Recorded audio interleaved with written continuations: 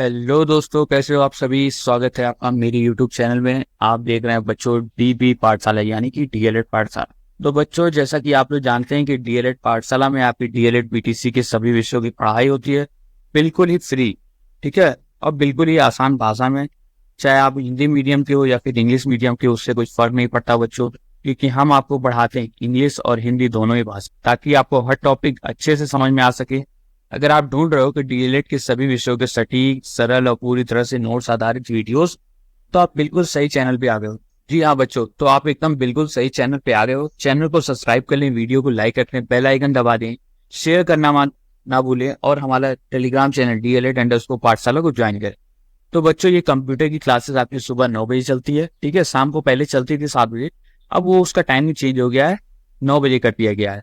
और ये हमारी कंप्यूटर की सेकेंड लास्ट क्लास है। ठीक है, आज के बाद मतलब एक क्लास और रहेगी, एक या दो क्लासेस और रहेगी, उसके बाद हमारा कंप्यूटर का सिलेबस खत्म हो जाएगा। ठीक है बच्चों, उसके बाद हम लोग क्या स्टार्ट करेंगे, उसके बाद आप लोग अगर हम लोग बोलेंगे तो हम पेपर 2 या तो पेपर 2 स्टार्ट कर देंगे। एक सेकंड, अगर सब्जेक्ट टू पेपर 2 आपको पढ़ना होगा तो पेपर 2 हम लोग स्टार्ट करेंगे, नहीं तो हम लोग मैथ्स पढ़ लेंगे। अब जैसा आप लोग रिस्पॉन्स देंगे उस वही सब्जेक्ट हम लोग स्टार्ट कर देंगे। ठीक है, तो चलो हम लोग रिवीजन कर लेते हैं कि लास्ट क्लास में हमने क्या पढ़ा था, उसके बाद हम लोग आगे के कंटिन्यू करेंगे। तो एमएस वर्ड के बारे में हमने पढ़ा था, हमने इमेज वगैरह सारी चीजें आपको फाइल दिखाई थी, एमएस वर्ड कैसा दिखता है, word processing, editing, mail merge, ये सारी चीजें इसमें हो पाती है। ठीक है, वर्ड स्टेप कैसे खोला जाता है, वर्ड एमएस वर्ड को स्टार्ट कैसे किया जाता है, तो start button, program, MS office और एमएस वर्ड।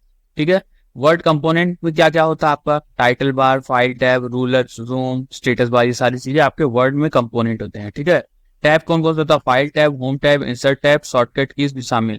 ठीक है, हमने ये सारी चीजें आपको डेमोन्स्ट्रेट की थी पिछली वीडियो। हाँ, फिर हमने एमएस एक्सेल भी आपको दिखाया था, एमएस एक्सेल कैसे होता है, उसमें tabulation, calculation, graph, data analysis. ठीक है, कैसे स्टार्ट किया था, सेम प्रोसेस, स्टार्ट बटन पे क्लिक करेंगे, प्रोग्राम पे क्लिक करेंगे, एमएस ऑफिस और एक्सेल। ठीक है, एक्सेल के फीचर क्या होते हैं, row, column, name box, ribbon, status bar, ये सारी चीजें आपकी आती है। कॉलम क्या होता है, कॉलम आपका ऊपर से नीचे वाले ये कॉलम है। ठीक है, ये आपका कॉलम है। ठीक है, और ये आपका रो है। क्या है, ये आपका रो है। रो ऐसे हॉरिजेंटल में होता है बच्चों। ठीक है, चलो अब आगे बढ़ते हैं, आज की क्लास कंटिन्यू करते हैं, स्टार्ट करते हैं। पहला हम पढ़ेंगे वर्कबुक।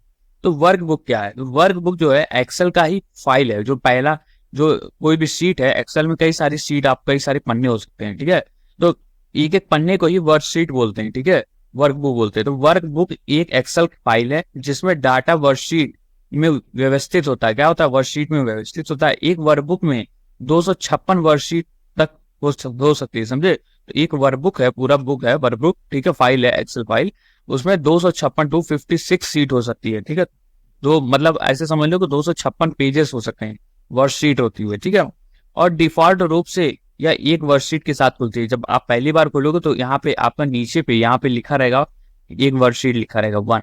ठीक है, तो उसको और भी आपको वर्कशीट ऐड करना, तो वहां पे राइट क्लिक करके ऐड न्यू वर्कशीट करके आप ऐड करोगे तो और हो जाएगी। इस तरीके से आप 256 वर्कशीट तक ऐड कर सकते हो, समझे।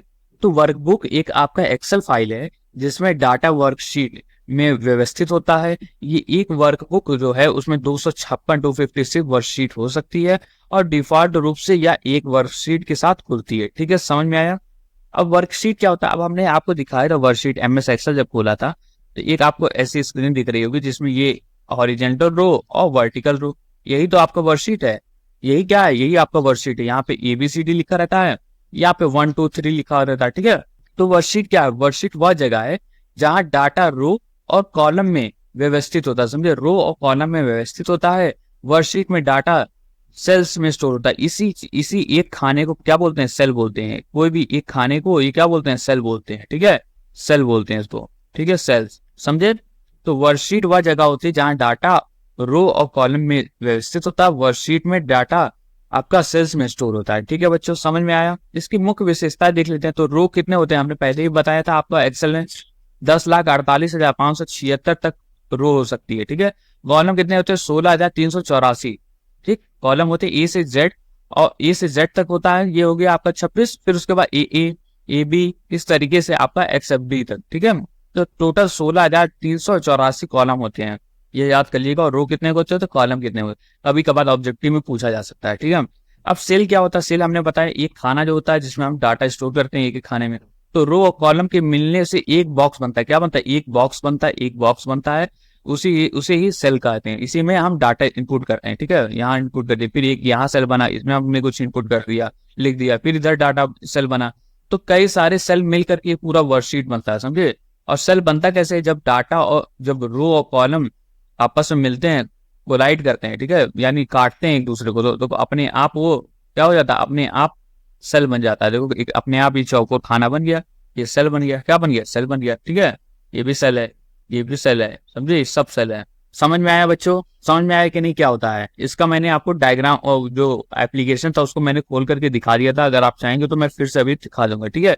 तो नई वर्कशीट, अगर नई वर्कशीट जोड़ना है तो कैसे वर्कशीट जोड़ सकते हैं? जैसे एक पन्ना और ऐड करना आपको अपने एक्सेल फाइल में। तो नई वर्कशीट जोड़ने के लिए इंसर्ट वर्कशीट बटन एक होता है नीचे, उस पर क्लिक करें। फिर वर्कशीट का नाम बदलने के लिए आप शीट नेम पर, जो शीट नाम है, जो नाम है पहले से, उस पर क्लिक करेंगे, राइट क्लिक करेंगे। क्या करेंगे? राइट क्लिक करेंगे और रीनेम चुनेंगे। रीनेम क्या चुनेंगे? रीनेम, और नया नाम टाइप कर देंगे और इंटर दबा देंगे, ठीक है। तो आपका क्या होगा? नया नाम वर्कशीट का आ जाएगा, ठीक है। और दिखा देते हैं प्रैक्टिकल में इसी चीज को।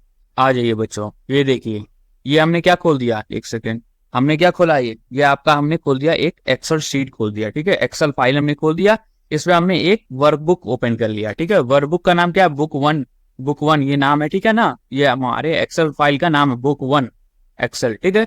अब यहाँ पे देखो शीट आपको कहाँ रहेगी, यहाँ ये सारी चीजें आपकी होम टैब वगैरह है, ठीक है, इंसर्ट वगैरह, ये हम मान लो कर दिया आपको। एक सेकेंड, हाँ इसको टेबल में कर देते हैं, ठीक, ठीक है। ये छोड़ो, तो देखो ये हमने क्या बताया था आपका, जो ये ए है, ये इतना, ये क्या है? ये आपका कॉलम है, ये आपका कॉलम है, ये आपका कॉलम है, ठीक है। और ये आपका क्या है? ये आपका रो है, ये भी रो है, ये भी रो है, ये भी रो है। ये आपका हॉरिजेंटल में जो होता है ये रो होता है, ठीक है। अब नीचे आप देखो कि यहाँ पे लिखा, नीचे देखो आपको लिखा होगा शीट वन, ठीक है। ये क्या लिखा? Sheet one. ये क्या है? ये आपका शीट वन है, ठीक है, पहला शीट है। अगर आपको नया, हमने आपको बताया था ना, अगर आपको न्यू शीट ऐड करना तो यहाँ पे क्या है? देखो न्यू शीट का ऑप्शन है ना, न्यू शीट है ना, ऑप्शन प्लस का, इसको हम न्यू शीट दबाएंगे तो नया एक शीट खुल जाएगा। देखो एक नया खाली शीट खुल गया, इसी में आपकी दोनों शीट है, एक शीट वन आपके पास है और शीट टू भी आपके पास है। इसी तरीके से 256 तक शीट आप ऐड कर सकते हैं इसमें, ठीक है। अब इसमें मान लो हमने आपको लिख दिया, ठीक है, यहाँ हमने लिख दिया कंप्यूटर, और यहाँ पे हमने लिखा फर्स्ट सेमेस्टर, फर्स्ट सेमेस्टर, यहाँ पे हमने लिख दिया सेकंड सेमेस्टर, ठीक है, कुछ भी हम लिख सकते हैं इसमें, ठीक है बच्चों। तो देखो हमने यहाँ क्या क्या देखा, हमने यहाँ पे आपका एक फाइल हो गया। अब न्यू शीट ऐड करने के लिए हमने प्लस आइकन दबाया तो न्यू शीट ऐड हो गई। अब इस न्यू शीट का हमने नाम चेंज करना है, आपको शीट थ्री का नाम हमको क्या करना है? शीट थ्री का नाम हमको लिख देना है आपका स्टूडेंट के नाम से, ठीक है। तो हमने इस पे क्या किया, एक सेकेंड, शीट फोर जो है, ठीक है, शीट फोर का हमको नाम चेंज करना है, हमको नाम लिखना है स्टूडेंट के नाम से, ठीक है। तो इस पे राइट क्लिक हमने किया, यहाँ पे देखो रीनेम का ऑप्शन है, ठीक है, रीनेम वाले पे हमने क्लिक किया। दिख रहा है ना आप लोगों को? एक मिनट, हाँ दिख रहा है, अभी तो दिख ही नहीं रहा था। तो शीट फोर हमने चूज किया और यहाँ पे हमने डाल दिया, क्या हमने यहाँ डाल दिया? स्टूडेंट लिख दिया, स्टूडेंट, ठीक है। और यहाँ पे इंटर कर दिया। अब ये क्या हो गया? स्टूडेंट के नाम से आ गया। अब यहाँ देखो डीएलएड पाठशाला रिकॉर्ड के नाम से हमने एक शीट कर दी, एक शीट हमने करती स्टूडेंट के नाम से, एक शीट करती हमने कंप्यूटर के नाम से, समझे। एक इधर जी करके है कुछ, ठीक है, इसको हमने रीनेम कर देते हैं ग्राफ, ठीक है। तो इस तरीके से हम शीट का नाम कर सकते हैं, शीट को ऐड कर सकते हैं, और शीट में आप शीट में कुछ भी लिख सकते हैं, ठीक है, हर जगह आप कुछ ना कुछ लिख सकते हैं, ठीक है बच्चों। ये सारी फॉर्मेटिंग आपकी है। यहाँ देखो आपका जूम वगैरह होता है, ये बताता है आपके, इस पे आप क्लिक करेंगे तो आपकी ये वाली शीट खुल जाएगी, इसमें आपको सारी चीजें दिखाएगी कि आपके पास कितना डाटा है, और इसको जूम वगैरह अगर करना है तो यहाँ से आप जूम भी कर सकते हैं, ठीक है।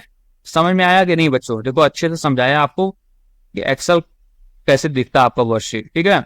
चलो अब कंटिन्यू करते हैं क्लासेस, इसको बंद कर देता हूँ पहले। जी हाँ, तो अब आते हैं नई वर्कबुक बनाना, ठीक है। नया वर्कबुक कैसे बनाया जाता है? तो देखो नया वर्कबुक वैसे बनाया जाता है। तो नया वर्कबुक बनाने के लिए आप एमएस एक्सेल खोलिए, फाइल टैब पे क्लिक करिए। फाइल टैब पे जब आप क्लिक करते हैं तो वहां पे क्या होता है? आपका न्यू विकल्प होता है, न्यू विकल्प होता है, सेव विकल्प होता है, ठीक है, सेव है, सेव, कई सारे विकल्प होते हैं उसमें, हमने आपको दिखा चुका हूं मैंने, ठीक है। तो न्यू विकल्प को चूज करें तो आपका ब्लैंक वर्कबुक, आपका एक ऑप्शन खुल जाएगा कि आपको किस तरीके का डॉक्यूमेंट चाहिए, वर्कबुक चाहिए। तो वहां पे आप ब्लैंक वाला चूज कर लेंगे, ब्लैंक मतलब खाली, एकदम खाली आपको चाहिए, तो खाली वाले ब्लैंक वाले पे क्लिक करेंगे और क्रिएट बटन दबा देंगे, ठीक है। तो आपका क्या खुल जाएगा? वर्कबुक खुल जाएगा बच्चों, ठीक है, वर्कबुक, ठीक है ना, समझे क्या नहीं? अब MS एक्सेल के मुख्य टैब देख लेते हैं, तो वही सेम टैब रहते हैं, file tab, home tab, insert tab. ठीक है, फाइल टैब में क्या है, नया डॉक्यूमेंट फाइल सेव करना, ओपन करना, प्रिंट करना, शेयर करने के लिए, ये सारी चीजें करने के लिए आपके फाइल टैब हो गया। होम टैब में cut, copy, paste, font, paragraph setting. Insert tab में टेबल हो गया, चित्र हो गया, चार्ट हो गया, टेक्स्ट बॉक्स जोड़ना, ये सारी चीजें जोड़ने के लिए इंसर्ट बॉक्स करना है, इंसर्ट टैब पे क्लिक करते हैं। ठीक है, समझ में आया? देखो बच्चों, प्रैक्टिकल तरीके से आपको समझाया हमने। ठीक है, इस तरीके से आपको कोई भी नहीं पढ़ाता है। आगे आ गया पेज लेआउट टैब। एक टैब होता है पेज लेआउट टैब। इसमें क्या होता है, पेज को सेटअप कर सकते हैं, इस पर थीम बदल सकते हैं। ठीक है, पेज का बैकग्राउंड चेंज कर सकते हैं। डाटा टैब होता है डाटा इंपोर्ट करने के लिए, फिल्टर लगाने के लिए, सॉर्ट करने के लिए, कनेक्ट करने के लिए। इतना इंपॉर्टेंट नहीं है सारी चीजें, इतना डिटेल में आप लोगों के लिए। फॉर्मूला टैब होता है एक्सेल सीट में फॉर्मूला लगाने के लिए। ठीक है, फॉर्मूला और फंक्शंस लगाने के लिए एक फॉर्मूला टैब होता है। जो हमने आपको स्क्रीन शेयर किया था, तो हमने आपको दिखाया था कि फॉर्मूला वाला ये है। ठीक है, रिव्यू टैब। रिव्यू टैब में क्या है, स्पेल चेक करना, स्पेलिंग चेक करना, आपका कमेंट करना, प्रोजेक्ट टेक्स्ट करना, ये चीज प्रोटेक्ट टेक्स्ट सीट करना, ये सारी चीजें आपके रिव्यू टैब में आती है। व्यू टैब में, ठीक है बच्चों, तो ये आपका क्या था, ये आपका व्यू टैब था। इसमें आप जूम वगैरह कर सकते हो, जूम इन जूम आउट, ठीक है, बड़ा छोटा कर सकते हैं, विंडो अरेंजमेंट कर सकते हो, फ्रीज पेन कर सकते हो, ये सारी चीजें आपकी व्यू टैब में आती है। ठीक है, समझ में आया? आगे चलते हैं। अब हम लोग माइक्रोसॉफ्ट, ये तो MS एक्सेल था, हमने पिछली क्लास में पढ़ा था, इस बार भी हम पढ़ लिए हैं। अब हम पढ़ते हैं Microsoft power point. Power point में प्रेजेंटेशन दिया जाता है। क्या किया जाता है, प्रेजेंटेशन दिया जाता है बच्चों। ठीक है, प्रेजेंटेशन दिया जाता है मतलब कि जैसे स्लाइड होता है, इसमें क्या होता है, स्लाइड होता है, तो दिखाने के लिए, जैसे हम आपको ये नोट्स पढ़ा रहे हैं, ये पावर पॉइंट वाला नोट्स है। ठीक है, तो पावर पॉइंट पे हम प्रेजेंटेशन बनाते हैं, ऑफिस वगैरह में जो प्रेजेंटेशन दिया जाता है, ठीक है, वो इसी माइक्रोसॉफ्ट पावर पॉइंट पे बना करके प्रेजेंटेशन दिया जाता है बच्चों। ठीक है, तो माइक्रोसॉफ्ट पावर पॉइंट एक ग्राफिक प्रेजेंटेशन है। क्या, ग्राफिक प्रेजेंटेशन एप्लीकेशन सॉफ्टवेयर है, ग्राफिक प्रेजेंटेशन, जिससे स्लाइड बनाने, मल्टीमीडिया कंटेंट जोड़ने और प्रेजेंटेशन देने के लिए उपयोग किया जाता है। समझे, स्लाइड बनाने के लिए, मल्टीमीडिया कंटेंट को ऐड करने के लिए और प्रेजेंटेशन देने के लिए उपयोग किया जाता है। ठीक है, पावर पॉइंट को स्टार्ट करने का तरीका क्या होता है, स्टार्टिंग पावर, सेम वही चीज जैसे MS वर्ड को स्टार्ट करते हैं, स्टार्ट बटन पे क्लिक करेंगे और प्रोग्राम में जाएं, माइक्रोसॉफ्ट ऑफिस चुने और माइक्रोसॉफ्ट ऑफिस पावर पॉइंट पर क्लिक करें। ठीक है, तो ये आपका तरीका हो गया आपको माइक्रोसॉफ्ट पावर पॉइंट खोलने का, सेम वही तरीका है। आगे बढ़ते हम पढ़ते हैं पावर पॉइंट विंडो के मुख्य भाग क्या क्या होते हैं। सेम वही चीज, टाइटल बार जिसमें प्रेजेंटेशन का नाम दिखाता है, कौन सा आपका नाम है उस फाइल का। क्विक एक्सेस टूल बार जिसमें सेव हो गया, अंडो हो गया, रिपीट हो गया, कमांड हो गया, ये सारी चीजें आपकी उसमें रहती है। ठीक है, प्रोग्राम विंडो कंट्रोल, विंडो को मिनिमाइज। जी हाँ बच्चों, तो हम पढ़ रहे थे आपका पावर पॉइंट विंडो में मुख्य भाग जो होते हैं, main components of power point. ठीक है, हमने ये पढ़ रहा था। क्या क्या चीज देख लिया, प्रोग्राम विंडो कंट्रोल में विंडो को मिनिमाइज, मैक्सिमाइज और क्लोज करने के लिए। ठीक है, जो ये माइनस बटन होता है, ये होता है आपका। ठीक है, एक्स, ये रेड कलर का एक्स होता है। ठीक है, कंट्रोल करने के लिए आपका। फाइल टैब यानी न्यू स्लाइड्स ओपन और सेव और प्रिंट करने के लिए। रिबन यानी पावर पॉइंट के टैब के कस्टमाइजेशन के लिए। सारे आपके वो भाग होते हैं। स्लाइड पेन हो गया आपका, स्लाइड का लेआउट दिखाता है। ठीक है, क्या करता है, स्लाइड का लेआउट दिखाता है। स्टेटस बार हो गया आपका, क्या हो गया, स्टेटस बार स्लाइड नंबर और व्यू विकल्प दिखाता है। जूम स्लाइडर स्लाइड का आकार बदलने के लिए। इन सभी चीजों का आपका उपयोग होता है। समझे बच्चों? अब हम पढ़ेंगे कीबोर्ड शॉर्टकट। अब कौन कौन से कीबोर्ड शॉर्टकट होते हैं इस चीज काम के लिए, तो वही जैसे आपका माइक्रोसॉफ्ट पावर पॉइंट का होता है, जैसे MS एक्सेल का होता है, या जैसे MS ऑफिस का होता है, सेम उसी तरीके से आपका इसका भी होता है। ठीक है, तो इसमें क्या, कीबोर्ड शॉर्टकट में अल्ट की दबाने से सभी टैब्स और कमांड के शॉर्टकट दिखाता है। अल्ट की दबा देते हो तो सभी टैब का कमांड और शॉर्टकट्स जो होते हैं वो सारी चीजें आपके अल्ट की दिखा देता है। ठीक है, कंट्रोल प्लस क्या करता है, कंट्रोल प्लस आपका सेव कर देता है जो आपका डॉक्यूमेंट्स है। ठीक है, हर चीज में यही होता है। इसी तरीके से कंट्रोल प्लस O आपका ओपन करता है आपको फाइल को। ठीक है, जो पुरानी कोई फाइल है उसको ओपन करने के लिए आप कंट्रोल प्लस O, कंट्रोल दबा करके रखेंगे और O भी दबा देंगे। ठीक है, तो आपको वो चीजें ओपन हो जाएगी। जी हाँ, उसके बाद आपको प्रिंट करना है तो कंट्रोल प्लस P दबाएंगे तो कंट्रोल प्लस P से वो प्रिंट वाला डायलॉग बॉक्स ओपन हो जाएगा। अगर आपने प्रिंटर लगाया हुआ अपने कंप्यूटर में या फिर अपने लैपटॉप में, तो वहां से वो प्रिंट हो जाएगा। ठीक है, या फिर उसकी PDF बन जाएगी। समझ में आया बच्चों? आगे बढ़ते हैं अब हम लोग, देखते हैं पावर पॉइंट के मुख्य भाग, कौन से मुख्य भाग होते हैं, तो उसको भी देख लेते हैं हम लोग। ठीक है, तो फाइल टैब हो गया जिसमें फाइल को ओपन करना, सेव करना, प्रिंट करना, ये सारी चीजें आ गई। होम टैब हो गया, cut copy paste text formatting, ये सारी चीजें। इंसर्ट टैब जिसमें टेक्स्ट, टेबल, इमेज, वीडियो जोड़ने, ये सारी चीजें इंसर्ट करना यानी जोड़ने के लिए। डिजाइन टैब आपका हो गया स्लाइड के थीम्स को डिजाइनिंग सेट करने के लिए, ठीक है। ट्रांजिशन टैब हो गया स्लाइड्स बदलने के लिए, ठीक है, स्लाइड बदलने के लिए जो होता है ट्रांजिशन टैब, यानी जैसे हम देखो आप पेज बदल रहे हैं ना, तो ये देखो ट्रांजिशन हो रहा है, पन्ना पलट रहा है ऐसे, ठीक है, तो ये क्या, ये ट्रांजिशन इफेक्ट है, ठीक है। तो ये ट्रांजिशन टैब में आपका होता है। इसी तरीके से एनिमेशन टैब, तो स्लाइड्स में एनिमेशन डालने के लिए आपका स्लाइड शो करने के लिए, उसको फुल स्क्रीन पे शो करने के लिए, ठीक है। रिव्यू टैब हो गया स्पेलिंग कमेंट प्रोजेक्ट स्लाइड्स, ठीक है। व्यू टैब में आप स्लाइड को व्यू कर सकते हैं, जूम कर सकते हैं और पैनल सेटअप कर सकते हैं। तो ये आपके कुछ मुख्य भाग थे, आपके मुख्य टैब थे पावर पॉइंट विंडो के। समझ में आया बच्चों? समझ में आया कि नहीं? चलिए हम लोग क्विक रिवीजन कर लेते हैं एक बार। क्या रिवीजन करते हैं? वर्कबुक जो है वो एक्सेल फाइल जैसे वर्कशीट होती है, ठीक है। एक वर्कबुक में 256 आपका वर्कशीट तक हो सकती है, ठीक है। वर्कशीट आपको क्या रो कॉलम जहां मिलता है, ठीक है, व्यवस्थित होता है। डाटा सेल्स में स्टोर होते हैं, कि डाटा कहाँ स्टोर होता है? सेल्स में, ठीक है। सेल क्या होता है? एक चौकोर खाना होता है, ठीक है। आगे बढ़ते हैं हम लोग। आगे आपका है नई वर्कशीट जोड़ना। अगर नया वर्कशीट जोड़ना है तो उसके लिए क्या करना पड़ेगा? उसके लिए नई इंसर्ट वर्कशीट बटन पे क्लिक करोगे, नया वर्कशीट जोड़ने वाला ऑप्शन खुल जाएगा। नाम बदलने के लिए आप शीट नेम पर राइट क्लिक करोगे और वहां से रीनेम ऑप्शन चूज करोगे तो नाम बदल जाएगा। समझ में आया बच्चों? समझ में आया कि नहीं? आगे बढ़ते हैं। न्यू वर्कशीट बनाना, वर्कबुक बनाना, ठीक है। तो MS एक्सेल में फाइल पे क्लिक करो, न्यू पे क्लिक करो, ब्लैंक वर्कबुक, क्रिएट विकल्प का उपयोग करें, तब आपका न्यू वर्कबुक बन जाएगा। ये सारी चीजें मैंने पढ़ा दी, आपको प्रैक्टिकल भी दिखा दी है। इसी तरीके से आप जल्दी जल्दी हम उसको कवर करेंगे क्योंकि रिवीजन हम कर रहे हैं, ठीक है। आगे बढ़ते हैं। MS एक्सेल के मुख्य टैब कौन कौन से मुख्य टैब होते हैं? तो फाइल हो गया, होम हो गया, इंसर्ट हो गया, page layout, data, formula, review, view tab. समझिए इन सभी चीजों का उपयोग किया जाता है MS एक्सेल में, ठीक है बच्चों। MS पावर पॉइंट में एक ग्राफिक प्रेजेंटेशन सॉफ्टवेयर, क्या ग्राफिक प्रेजेंटेशन सॉफ्टवेयर है जिसका उपयोग स्लाइड बनाने में, मल्टीमीडिया को जोड़ने में और प्रेजेंटेशन देने के लिए किया जाता है। समझे बच्चों? पावर पॉइंट के मुख्य भाग कौन कौन से? तो फाइल हो गया, होम हो गया, इंसर्ट हो गया, design, transition, animation, slide show, review, view, ये सभी का टैब होते हैं पावर पॉइंट में, ठीक है बच्चों। आइए आगे बढ़ते हैं। अब हम पढ़ते हैं माइक्रोसॉफ्ट एक्सेस। माइक्रोसॉफ्ट एक्सेस क्या होता है? तो ये माइक्रोसॉफ्ट एक्सेस आपका डाटा को स्टोर करने के लिए, आपका डाटा को स्टोर करने के लिए यूज होता है, टेबल में, डाटाबेस में, ठीक है, व्यवस्थित करने के लिए, मैनेज करने के लिए उसको, इससे आप बाद में उससे इंफॉर्मेशन ले सकते हैं, है ना। तो डाटाबेस माइक्रोसॉफ्ट एक्सेस के बारे में पढ़ते हैं। माइक्रोसॉफ्ट एक्सेस एक डाटाबेस मैनेजमेंट सिस्टम है, क्या है? DBMS है, जो हमें डाटा को व्यवस्थित, संग्रहित और प्रबंधित करने की सुविधा देता है। यह ग्राफिकल यूजर इंटरफेस है, यानी GUI पर आधारित होता है। यानी इसमें केवल आप टेक्स्ट नहीं होता, केवल लिखना वाला नहीं होता, इसमें चित्र वगैरह सारी चीजें होती है। और डाटा टेबल्स में डाटा को संगठित किया जाता है, यानी इकट्ठा किया जाता है, ठीक है बच्चों। प्रमुख इसके मुख्य विशेषताएं देख लेते हैं, फीचर्स देख लेते हैं।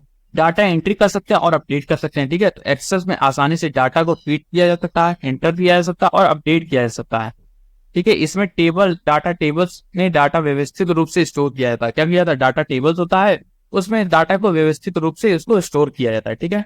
अब टेबल क्या होता है? तो डाटा को व्यवस्थित रूप से संग्रहित करने के लिए उपयोगी होता है टेबल। टेबल में क्या होता है? यही टेबल आपका, ये क्या है? ये आपका टेबल है, ये आपका कॉलम हो गया, ये आपका रो हो गया, ये आपका टेबल हो गया, ठीक है, ABCD, ठीक है। टेबल देखो क्या है? टेबल की पंक्तियां रो रिकॉर्ड कहलाती है। ये आपका क्या है? रिकॉर्ड है, R1, R2, R3, ठीक है। और स्तंभ जो है यानी कॉलम है, उसको क्या कहते हैं? फील्ड कहते हैं। क्या कहते हैं? फील्ड कहते हैं। ये फील्ड है, ठीक है, F1, F2, ठीक है।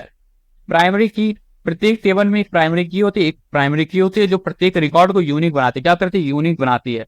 ऐसे सारे रिकॉर्ड मिल जाएंगे आराम से। आप उसको अगर कोई चीज आपको डाटा लेनी है, अगर आपको चाहिए कि जी हाँ बच्चों, ठीक है बच्चों, तो ये आपका क्या हुआ? ये आपका प्राइमरी की होगा। प्राइमरी की जैसे आपका मान लो टेबल है, ठीक है, आपका मान लो एक टेबल है, स्टूडेंट का एक क्लास का, आपका क्लास है, मान लो क्लास 5 है, ठीक है, उसका एक टेबल है, ठीक है। यहाँ मान लो नेम है, क्या है? नेम है ये, ठीक है।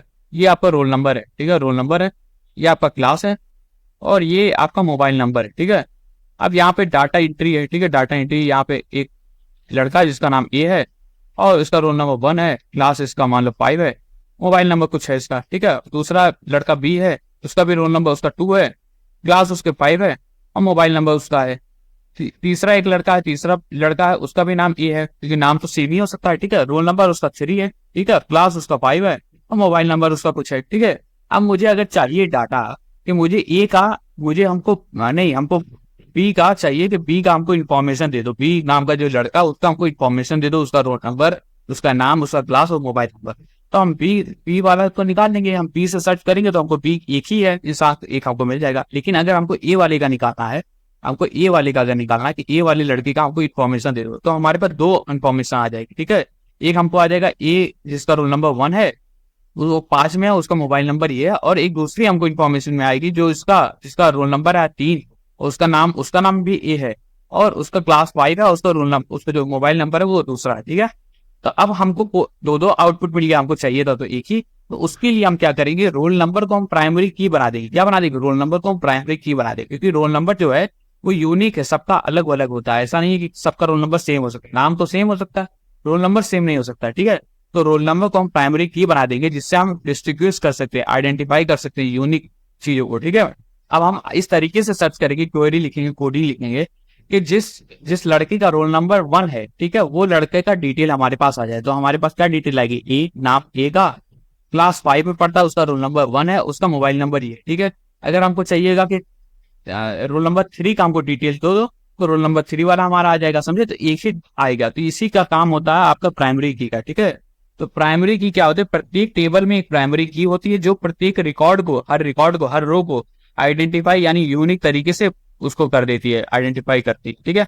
अब क्यूरी क्या होती है, क्यूरी आपकी कोडिंग एक लैंग्वेज होती है, ठीक है, जिससे आप कोई भी चीज को डाटाबेस में अपना जो है उससे ढूंढ सकते हैं, रिट्रीव कर सकते हैं, ठीक है। तो डाटा को खोजने और निकालने यानी रिट्रीव करने के लिए उपयोगी होती है। विभिन्न शर्तों के आधार पर डाटा को फिल्टर किया जा सकता है यानी छाना जा सकता है, और संग्रहित यानी करेक्ट किया जा सकता है, समझे। तो ये था आपका क्यूरी। अब फॉर्म क्या होता है, तो फॉर्म जो है आपका, फॉर्म आपने देखा होगा ना, फॉर्म भरते हो तो सारी डिटेल आप भरते हो, नाम वगैरह ये सारी चीजें, और जैसे ही नाम वगैरह भरते हो वो आपका डाटाबेस में एंट्री हो जाता है, ठीक है। तो यूजर फ्रेंडली यानी यूजर के लिए अच्छा तरीका है, डाटा एंट्री करने के लिए उपयोगी होता है, ठीक है। इसमें टेबल्स में डाटा डालना और संशोधित यानी एडिट करना आसान होता है, समझे, फॉर्म से, ठीक है बच्चों। आगे देखते हैं 5वां रिपोर्ट्स। रिपोर्ट्स क्या होता है, तो डाटा को व्यवस्थित रूप से प्रस्तुत करना यानी प्रेजेंट करने के लिए उपयोगी होता है। रिपोर्ट टेबल और क्वेरीज पर आधारित होती है, और प्रिंट या पीडीएफ एक्सपोर्ट किया जा सकता है, समझे। यहाँ से पीडीएफ भी बना दिया जा सकता है और प्रिंट भी किया जा सकता है, समझे। आगे बढ़ते हैं, हम लोग पढ़ते हैं टेबल तैयार करना, ठीक है। क्या पढ़ते हैं, टेबल को कैसे तैयार करें, डाटाबेस कैसे तैयार करें, ठीक है। तो एक्सेस को ओपन करो, फाइल टैब पे क्लिक करो, न्यू पर जाओ, डाटाबेस का टेम्पलेट चूज करो, फाइल नेम पे क्लिक करो, और वहां पे क्रिएट बटन पे क्लिक कर दो, ठीक है। उससे क्या होगा, ब्लैंक डाटाबेस चुनने पर खाली डाटाबेस तैयार हो जाएगा, समझे, खाली डाटाबेस आपका तैयार हो जाएगा, समझे बच्चों। आगे चलते हैं, अब पढ़ते हैं माइक्रोसॉफ्ट एक्सेस इंटरफेस। क्या इंटरफेस होता है, कैसा दिखता है, ठीक है। टाइटल बार होता है, quick access tool bar, program window control, file tab, ribbon और ग्रुप। टाइटल बार क्या है, डाटाबेस का नाम दिखाता है, ठीक है। क्विक एक्सेस टूल बार में सेव, अनडू, रीडू कमांड, ये सारी चीजें हैं। प्रोग्राम विंडो कंट्रोल में आपका मिनिमाइज, मैक्सिमाइज, रिस्टोर, क्लोज वाला, ये सारी चीजें, ठीक है।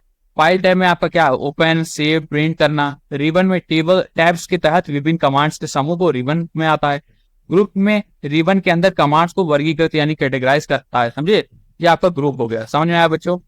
आगे बढ़ते हैं, देखते हैं ऑब्जेक्ट टैब क्या होता है। तो खुले हुए डाटाबेस ऑब्जेक्ट जैसे टेबल्स, क्वेरीज, फॉर्म, इसमें आते हैं, और ऑब्जेक्ट टेबल टैब्स में, ठीक है। नेविगेशन पेन क्या है, तो टेबल हो गया, क्वेरी हो गया, फॉर्म हो गया, रिपोर्ट्स की सूची, ये आपकी नेविगेशन पेन में आती है।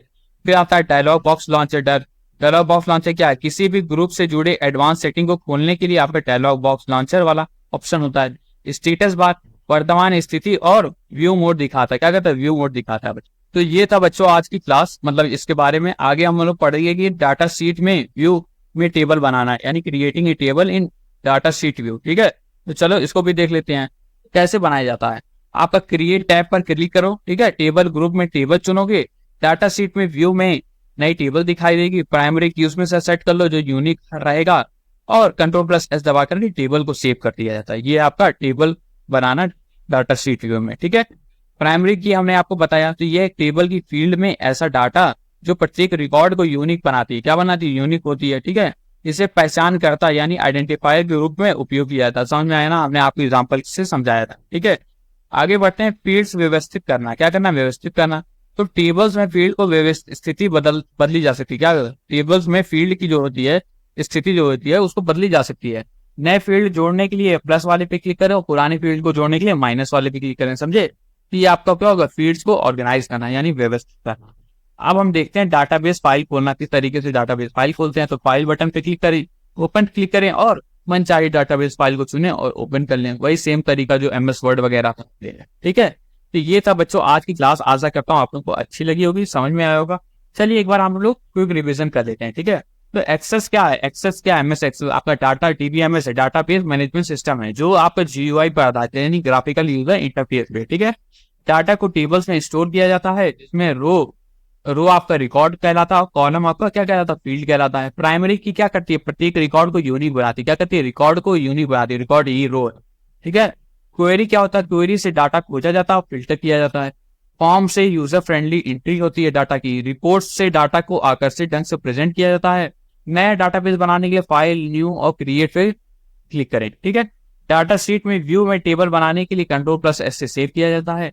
इंटरफेरेंस में title bar, ribbon, navigation pane आदि शामिल है। तो समझे बच्चों, ये था बच्चों आज की क्लास।